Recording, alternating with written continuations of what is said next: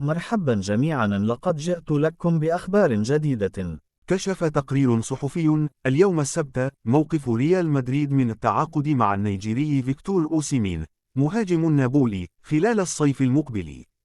وقال أوريليو دي لورينتس رئيس نابولي أمس الجمعة إن أوسيمين سينتقل الصيف المقبل إلى ريال مدريد أو باريس سان جيرمان أو أحد الأندية الإنجليزية. وأضاف أن مفاوضات الأندية مع أوسيمين بدأت منذ فترة الانتقالات الصيفية الماضية، وتشهد تطورا من وقت لآخر، وهو ما صعب مهمة تجديد عقده مع البارتينوبي.